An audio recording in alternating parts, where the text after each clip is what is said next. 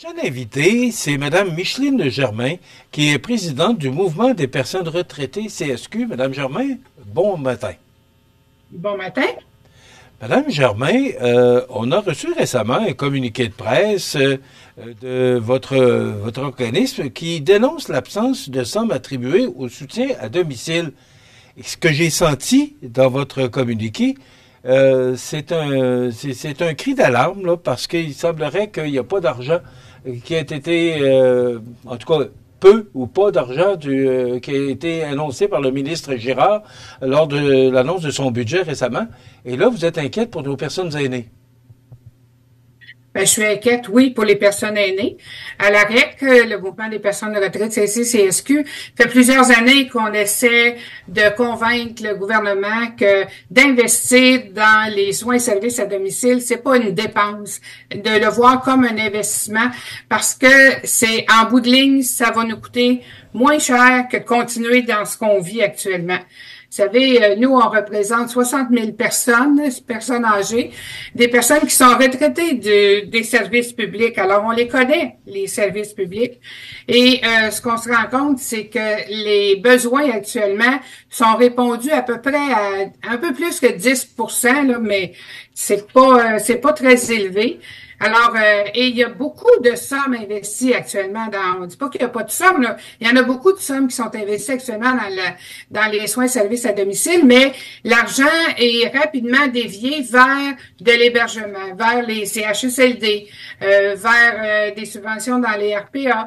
Vous savez, il y a 90% de la population actuellement, des personnes âgées là, qui vivent dans leur maison ou dans leur loyer, dans un appartement.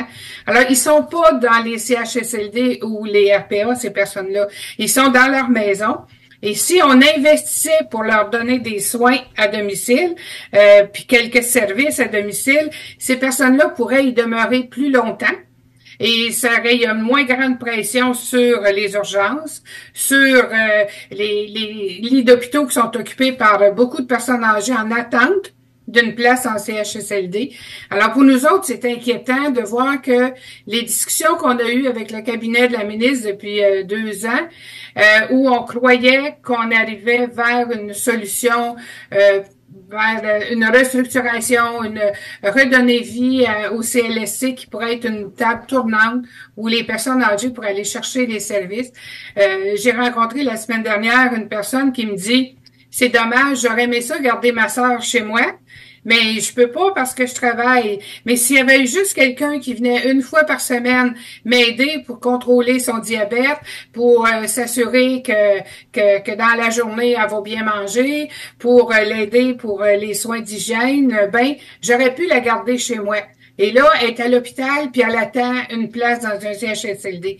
Mais ça nécessite pas, son état nécessite pas qu'elle soit dans un centre hospitalier. Un CHSLD, là, c'est un centre hospitalier, ça, là. Alors, c'est important pour nous que le gouvernement comprenne que oui, c'est un gros investissement de départ, mais il faut le regarder à moyen terme. Ça va devenir une solution qui va être, je dirais, bénéfique, autant pour les personnes âgées que pour les finances du gouvernement. Madame Germain, dans votre communiqué, vous dites que d'ici 2030, c'est dans 5 ans, 25% de la population aura atteint 65 ans et plus. Est-ce que M. Girard a ces chiffres-là? Ben ça, c'est les chiffres du gouvernement qu'on a. C'est pas des chiffres qu'on a pris à la légère. C'est, vous savez, le vieillissement de la population, c'est mathématique, ça. Ça vient pas d'arriver. Ça fait une dizaine d'années qu'on décrit, qu'on dit qu'il faut mettre en place des mesures puis qu'on veut voir venir ce moment-là. Il y a 2 ans, la vérificatrice générale disait que il faudrait ajouter 2 milliards par année pour maintenir le service. Puis si on sait ce qu'il est, le service, là, il y a 2 ans, puis aujourd'hui, il n'y a pas une grosse différence, puis on répond à peu près à 10% des besoins. Près de 11% peut-être, là, mais on répond pas au service de la population. Alors, oui, on investit beaucoup, mais ça correspond pas. Le gouvernement lui-même avait donné un mandat à la commissaire à la santé et au bien-être, et son rapport, il est clair. Si on maintient le système actuel, on s'en va dans un mur. Alors, c'est important de prendre des décisions qui sont pas faciles à prendre politiquement, ça on le reconnaît, parce que c'est un gros investissement de départ, mais toutes les études le démontrent, des études sérieuses qui ont été faites démontrent que là où les gouvernements ont pris ce virage-là, ben quelques années plus tard, ça avait eu un effet très bénéfique, tant pour la population que pour et vous savez, les soins et services à domicile, ça concerne pas que les aînés. Dans la grosse enveloppe des soins et services à domicile, il y en a aussi pour d'autres types de clientèle, des personnes handicapées, des personnes qui ont besoin d'aide quotidienne ou alors ça, c'est important. Puis ce qu'on trouve un petit peu inquiétant, c'est que ça fait bientôt 10 ans là qu'ils sont au pouvoir, le gouvernement de la CAQ. Puis ça fait longtemps qu'on les talonne. Nous, à la REP, on travaille en coalition avec la coalition pour la dignité des aînés, qui représente 6 organisations qui représentent des aînés. Et on a fait des événements, le gouvernement était présent à nos événements et c'est sorti que les gens, ce qu'ils veulent, c'est demeurer dans leur maison, avoir un minimum de soins et de services pour pouvoir y demeurer. Vous savez, quand une personne est dans son milieu, ben la personne est en sécurité. La personne connaît son environnement, son milieu, son réseau. Alors, et quand on va déplacer cette personne-là puis souvent on va la déplacer parce que la personne a dû aller à l'hôpital, puis là on peut pas la retourner toute seule chez elle sans soins. Et là, ben là, toute la situation continue. Ce qu'on souhaite, nous autres, c'est les personnes qui sont autonomes actuellement, c'est qu'on les aide à être autonomes le plus longtemps possible.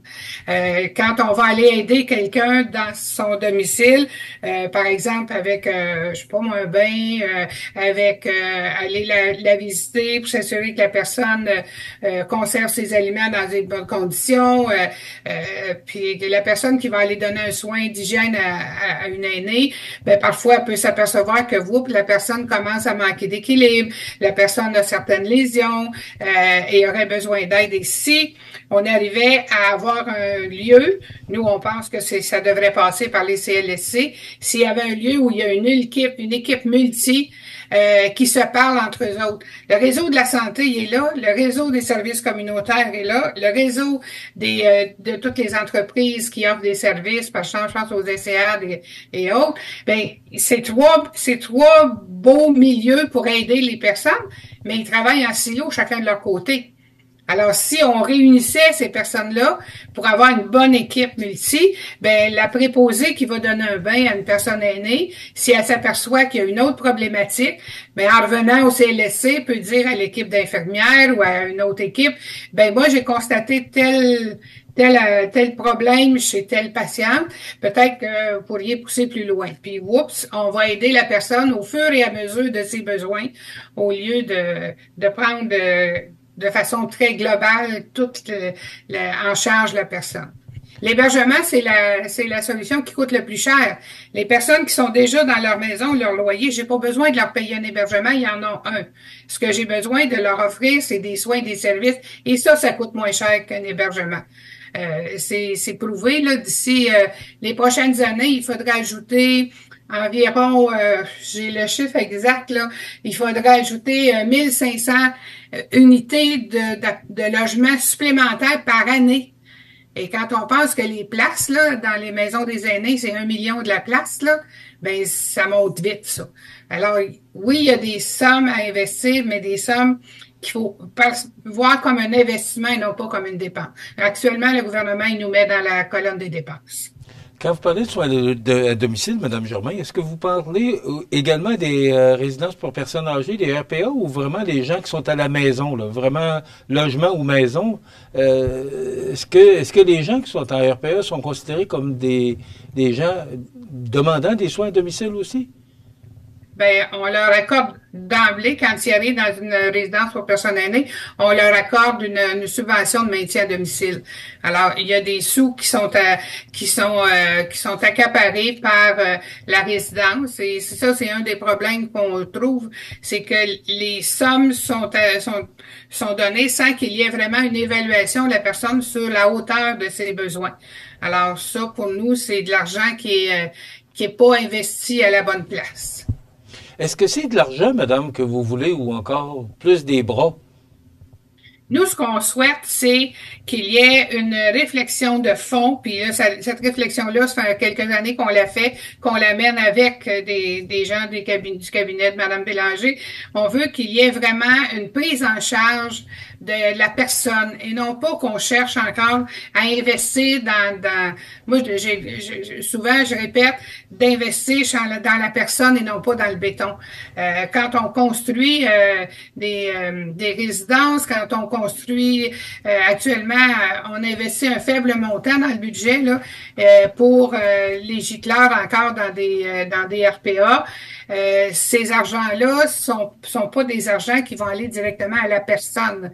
Alors, pour nous, c'est important que l'argent, ça aille aux personnes selon leurs besoins. Là, pour l'instant, le gouvernement investit dans les gicleurs, mais c'est pas ça pour vous. Oui, c'est important, là. C'est très important, même. Mais il y a d'autres choses de plus importantes. Là, c'est quoi dans les gicleurs, on investit pour à peu près 10% de la population qui vit dans les RPA. L'autre 90% des aînés, ils sont dans leur maison. C'est là qu'ils ont besoin de soins. Et non pas dans des résidences. Et si vous parlez aux aînés autour de vous, vous allez voir, il n'y a pas personne qui veut s'en aller de chez eux sans y être obligé. Là. Alors, c'est pour ça que c'est important qu'on soit capable de... Puis les études sérieuses le démontrent. Là, dans les pays où ils ont pris à bras-le-corps la problématique, puis ont choisi d'investir, ça se passe bien. Là. Et c'est même... Il y a moins d'achalandage dans les hôpitaux, il y a moins de demandes. On retarde... Moi, je pense qu'en investissant dans les soins et services à domicile, on va retarder le besoin que la personne va avoir d'aller en CHSLD. On va peut-être s'y retrouver tous un jour, là. Sauf que c'est important de retarder le plus longtemps possible l'arrivée dans un CHSLD. Est-ce qu'on s'en va vers des services payants à domicile, Mme Germain? Ben là, il va falloir c'est un peu inquiétant. Parce que si on regarde les soins de santé, on s'est donné un Québec avec un système de santé gratuit, universel. Et quand on pense à des soins de santé, ils sont financés à même nos impôts. Donc déjà, on paye pour avoir des soins de santé. C'est important. Est-ce que par la suite, on regardera une façon d'aider les personnes avec des services payants, par exemple pour la pelouse, pour des choses qui sont externes à la santé de la personne. Mais il va falloir bien définir c'est quoi les besoins des personnes. Moi, quand on pense que on met dans l'aide au quotidien, un bain pour une personne, je pense que c'est encore un soin de santé parce qu'on entre dans l'intimité de la personne et ça prend quelqu'un qui a une bonne formation, qui est habilité à lui donner le bain à la personne pour se blesser, pour pas blesser la personne. Et là, comme je disais tantôt, c'est un moment aussi pour aller diagnostiquer d'autres problématiques que la personne pourrait avoir. C'est quoi l'avenir? Parce que là, moi, ce que j'entends, là, parce que moi aussi, je vieillis, là. C'est quoi l'avenir que si le gouvernement fait la sourde oreille à vos demandes, vous voyez l'avenir comment? Est-ce que c'est pas inquiétant de vieillir, Mme Germain? C'est inquiétant, c'est déjà très sombre. Nous, à la REC, on représente 60 000 personnes qui sont retraitées. Avec la coalition, on étend ça à plus de 150 000 personnes. Et ces personnes-là, quand on fait des sondages, ces personnes-là vivent dans l'inquiétude, dans l'anxiété. Vous savez, une personne, même si elle est dans son loyer ou dans sa maison, elle voit venir le moment où elle va avoir de certaines incapacités. Mais on ne devient pas des personnes... je vais utiliser le mot que le gouvernement, là, on ne devient pas des personnes qui sont en grand besoin du jour au lendemain. C'est petit à petit que ça vient. C'est pour ça qu'on pense qu'il faut aider les personnes au fur et à mesure. Le mot du gouvernement, c'était des personnes vulnérables. Ben, quand une personne aînée a besoin qu'on vienne l'aider une fois par semaine à prendre un bain plus complet que sa toilette quotidienne, quand on a besoin peut-être de s'assurer que la personne qui vit seule, ben, il y a quelqu'un qui la visite de temps en temps pour s'assurer que, ben, la personne elle va manger comme il faut, que la personne, il y a quelqu'un qui voit à elle. Donc, par exemple, juste la question de changer ses lunettes, s'assurer qu'elle a une bonne dentition. On sait que la dentition, c'est très, très important chez les personnes aînées, la santé buccale. C'est toutes des petits besoins qui arrive petit à petit, puis que si il y a quelqu'un qui, avec une certaine régularité, visite la personne aînée, moi je pense par exemple à l'occasion je reviens à madame qui m'a dit cette semaine qu'elle aurait aimé garder sa sœur, ben elle dit c'est juste le contrôle de son diabète. Moi, je sais pas trop comment faire ça. Mais s'il y avait une infirmière qui vient une fois par 2 semaines vérifier puis m'assurer que je fais les choses comme il faut, ben j'aurais pu garder ma sœur chez nous. Mais là, comme elle a besoin qu'on s'occupe d'elle de façon plus suivie, ben la personne actuellement est en attente, est dans un hôpital en attente d'une place en CHSLD. Alors que si on avait quelqu'un qui allait l'aider chez elle, ben cette personne-là pourrait continuer à vivre dans son entourage. Alors les gens, ils ont peur d'abord de se faire, quand ils sont dans des logements ou même dans des RPA, on l'a vu, des histoires d'horreur, que les propriétaires d'une résidence pour aînés décident de changer la vocation de leur bloc immobilier, là, vont décider de changer la vocation, puis oups, c'est plus une RPA, alors là, les loyers montent. Et là, la personne, elle se retrouve, si elle n'a pas les moyens de demeurer là, ou si elle a encore besoin de services puis qu'il n'y en a plus dans la RPA, ben, elle doit partir. Et là, on le sait, l'accessibilité à un logement à prix abordable, qui soit convenable, qui soit adéquat pour la personne aînée, c'est pas facile à trouver. Alors, il y a des personnes qui sont aussi en anxiété. Moi, j'ai plein d'amis qui vivent encore comme moi dans leur maison, mais qui se disent, je vais aller où quand je suis plus capable? Les changements de saison, là, je commence à les trouver difficiles, mais je vais aller où? On regarde qu'est-ce qui se passe dans les milieux locatifs, puis les gens, moi j'en connais des personnes qui se sont fait évincer parce que les gens ont décidé de rénover, on appelle ça de la rénoviction, là. Les propriétaires ont décidé de rénover le logement et de le louer plus cher par la suite. Alors, la personne aînée, elle n'a pas les moyens de rester là, donc il y a beaucoup, beaucoup d'anxiété qui se vit actuellement. Quand vous me parlez de l'avenir, ben s'il n'y a pas un virage qui est fait, il était prévisible ce virage-là. Puis là, on vient de le dire, d'ici à peine 5 ans, on va être un quart de la population. Et ça va continuer pendant un certain nombre d'années aussi. Donc, puis quand on regarde pour donner des soins, des services à domicile aux aînés, on ne rend pas service seulement aux aînés, on rend service aussi à leurs enfants, à leurs proches aidants qui sont plus en sécurité parce qu'ils savent que leurs parents ont de l'aide. On en connaît là, des personnes qui ont quitté leur emploi pour prendre soin de leurs parents. Alors, comme société, on avait choisi de se donner une société où il ferait bon vieillir. La politique, le plan d'action gouvernemental pour les aînés, ça s'appelle la fierté de vieillir. Alors moi, je suis pas certaine que c'est tous les aînés actuellement qui sont fiers de vieillir. Là. C'est inquiétant, Madame Germain. Écoutez, j'espère que vous allez poursuivre vos actions pour trouver une solution, ou du moins essayer de convaincre notre ministre des Finances. Tenez-nous au courant des développements, Madame Germain, parce que on a beaucoup de gens qui nous regardent, qui sont des personnes aînées. Alors, tenez-nous au courant des développements. Ce sera avec plaisir. Merci beaucoup, Madame Micheline Germain, qui est présidente du Mouvement des personnes retraitées CSQ. Voilà, une entrevue très intéressante qui nous motive pas à vieillir.